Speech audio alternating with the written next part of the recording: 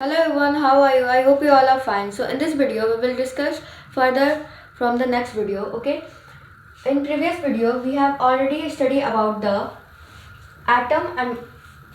the discovery of atom. Okay, and now we will discuss about the laws of conservation of mass. Okay, so in last video we have already discussed about the laws of conservation of mass, that mass can neither be created nor destroyed, okay, in a chemical reaction. In this video we will discuss about the laws of constant proportion. Okay, so let's start. Lavoisier along with other scientists noticed that many compounds were composed of two or more elements, and such compound element in the same proportion. Okay, it means the Lavoisier and also with their other scientists noted that many compounds composed of two or more element. Okay, compound is composed of two or more element. These are thought of Lavoisier and along with Lavoisier and the other scientists. Okay, so each such compound had same element in the same proportion. Okay, the proportion is also same in irrespective of where the compound came from, who prepared it. Okay, irrespective that where the compound is from and who is prepared it. Okay, in a compound such as water, the ratio the mass of hydrogen to the mass of oxygen is always 1:8. Okay, here is a ratio is given of water, that is hydro. We all know that water is H2O. This one is water. Okay, so hydrogen and oxygen. There is two atoms are available in this compound. Okay, sorry, in this molecule. So here is written that in a compound such as water, here is a compound that is H2O. Okay, not molecule. Okay, such as the ratio of the mass of hydrogen to mass of oxygen is always 1:8. Why 1:8? Because in next we will read about the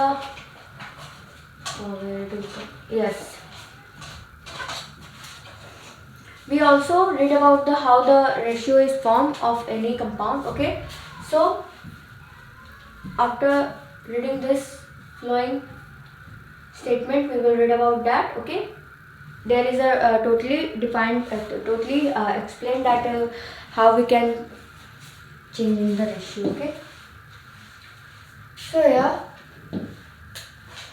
whatever the source of water. Okay, such if 9 gram of water is decomposed, 1 gram of hydrogen and 8 gram of oxygen are always obtained. Similarly, in ammonia, nitrogen and hydrogen, okay, NH3, are always present in the ratio 14:3 by mass, whatever the method of the source of is obtained. Okay, it is only formed by the mass of any atom. Or so if we let's do one session, that here we can see that let's see here, H2O, the the atomic mass of hydrogen is 1, and how many atoms? 2. So 1 into 2 plus oxygen is 16. 16 into 1. So here is H2O. Okay, so how many atom is there? So 2 into 1 plus here is 16 into 1. How? 2 plus 16. Sorry, we are finding the ratios. That's why. Here we have to write this one. Okay, if we cut, how can we write this? 2 by 16?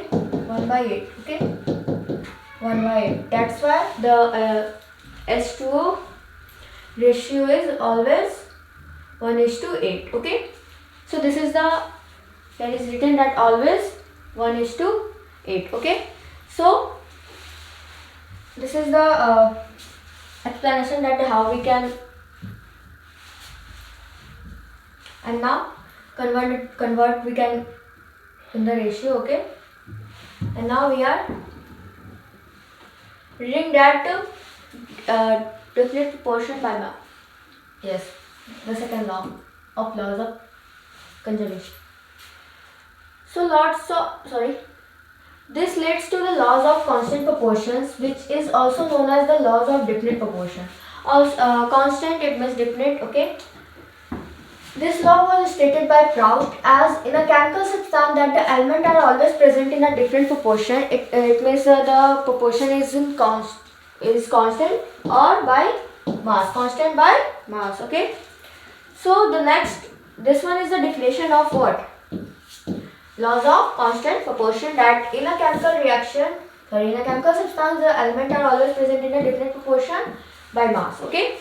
The next problem faced by the scientist was to give an appropriate explanation of this law. Okay. Next, one more very hard problem is faced by the scientist, that is to appropriate explanation of these laws. Okay. So British chemist John Dalton provided the basic theory about the nature of matter. Okay. So here is a scientist that name is John Dalton, who provided a theory about the nature of matter. What is the nature of matter? Okay. So Dalton picked up the idea of a visibility of matter, which was till then just and he took the name atom as a given by Greeks and said that smallest particle of matter are atom. Okay. Atom is the smallest particle of matter. This theory was based on the laws of chemical combination. Here is a theory that is given by the Dalton, which is based on the laws of chemical laws of chemical combination. Dalton's atomic theory provided an explanation for the law of the law of conservation of mass and the law of definite proportion that we have read in laws of chemical combination. Okay. So this one is the John Dalton. Okay, we will read about the John Dalton later. Okay. Now we read about the theories. According to Dalton atomic theory, all matter, whether an element or a compound or a mixture, is composed of a small particle called atom. It means according to Dalton theory, that is all matter, all element, all compound and a mixture is composed of a small particle that is called atom. This postulates of theory may be stated as follow. These are the postulates of Dalton atomic theory. So let's discuss one by one all the theories. Here is 4 theories given, that is first one is all matter is made up of very tiny particle called atom. That is already in the first line also written. Okay, that all matter is composed of of a tiny particle that is very tiny, single thing that is very tiny called atom, which participate in a chemical reaction. Okay, in a chemical reaction they participate in a chemical reaction called what? Atom are indivisible particles which cannot be created or destroyed in a chemical reaction. It cannot be created and not be destroyed because it is very tiny. Atoms of a given element are identical in mass and chemical properties. Atom of a given element, it means the atom in the given element, it is identical. It means identical in mass and in chemical properties. Atoms of a different element, it means the different elements of atom have different masses also and different properties also. It means let's take two example, like hydrogen have different properties and different mass. Helium has different property and different mass. Okay. Atom combine in a ratio of a small whole number to form compound. It means atom combine to form small whole number. Okay. Ratio of a small whole number. It means we have see here that 1:8. It is a small whole number. Okay. But only in whole number.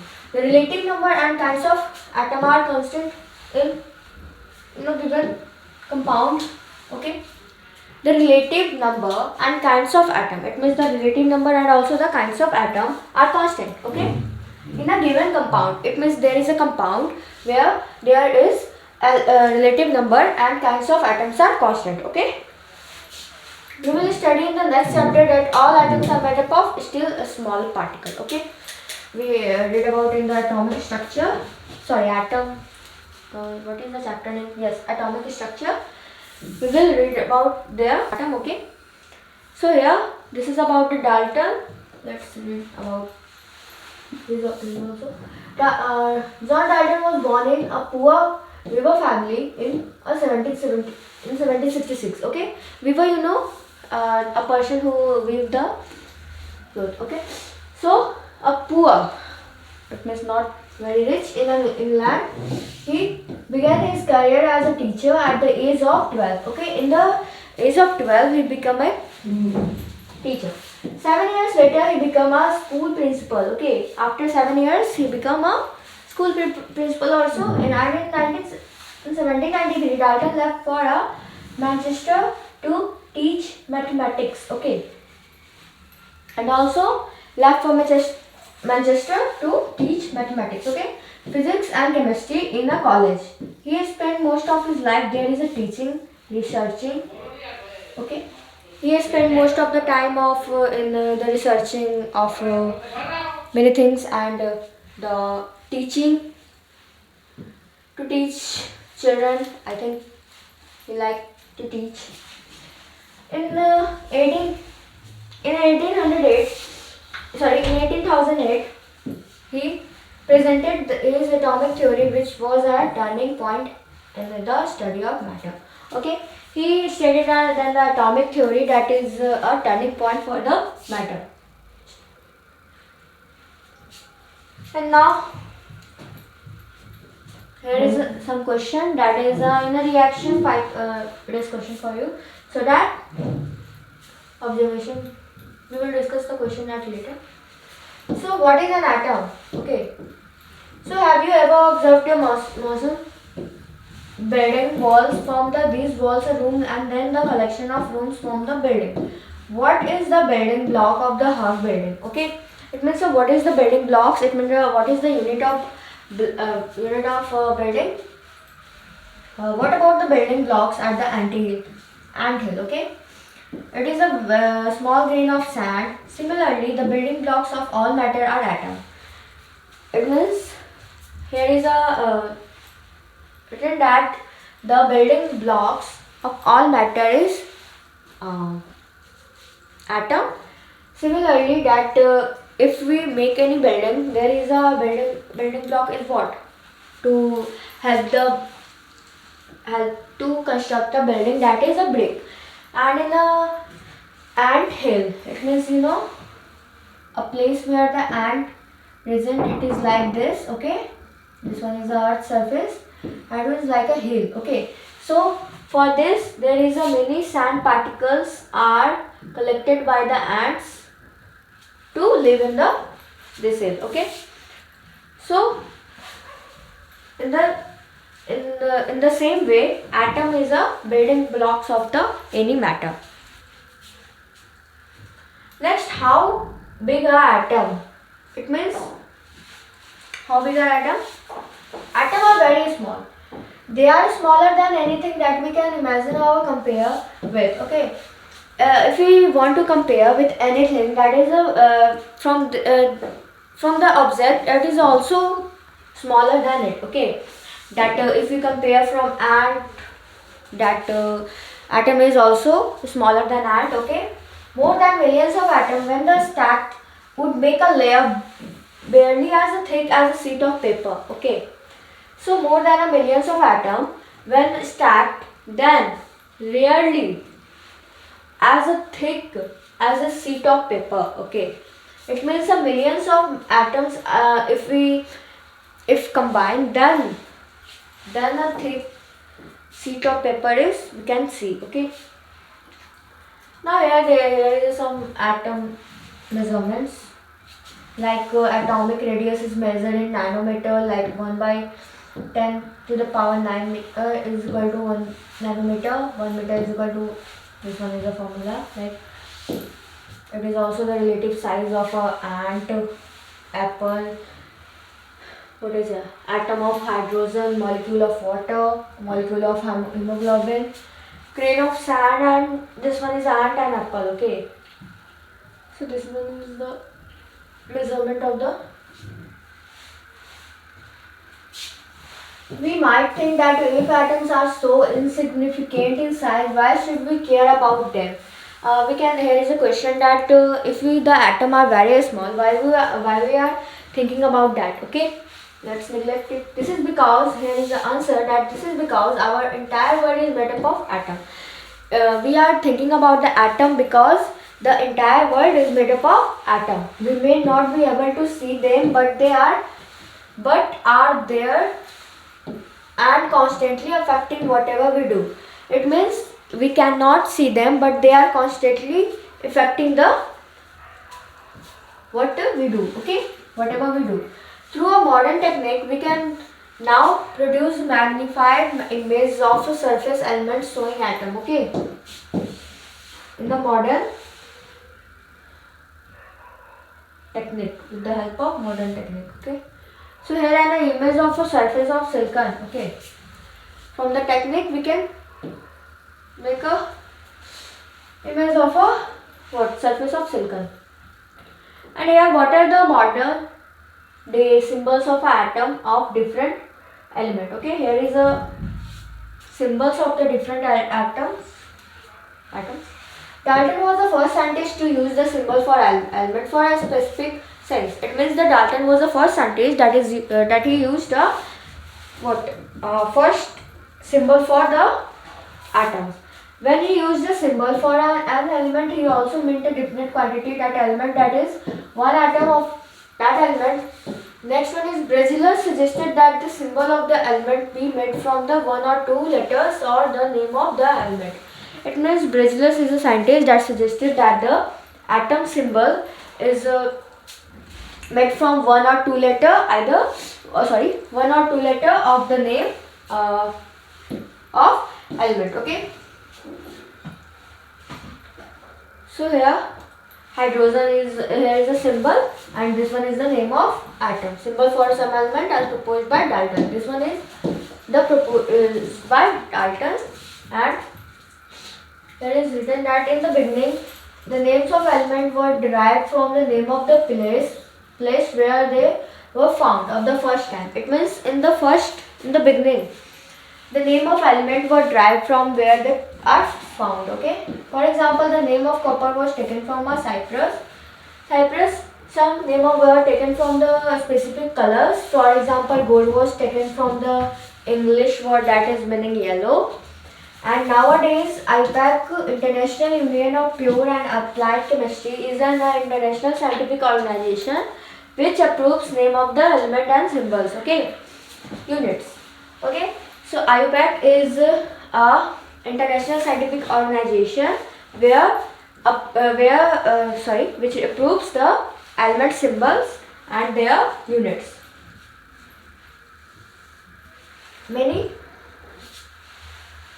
of the symbols are the first one or two letter, okay, of the element's name.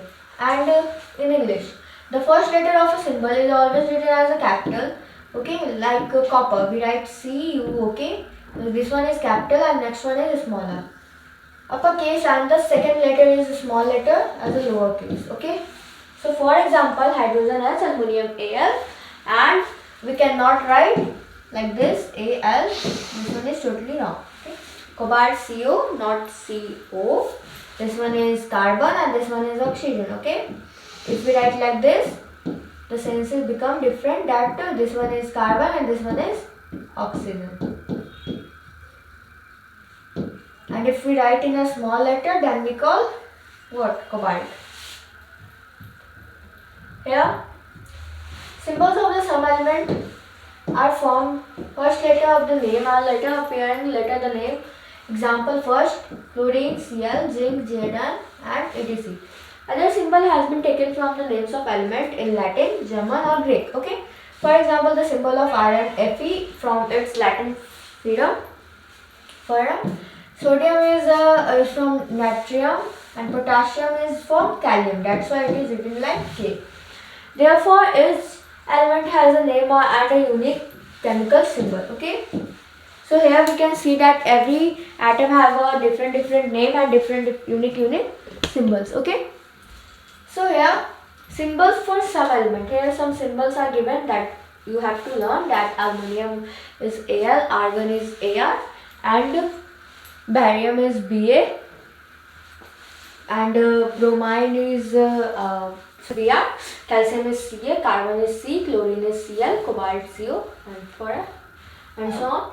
The above table is given to refer to an element and do not bother to memory all in one go. With the assigned carbon and atomic mass of 1.0, I think this one is from here, so don't passes of time. What is written here? That with the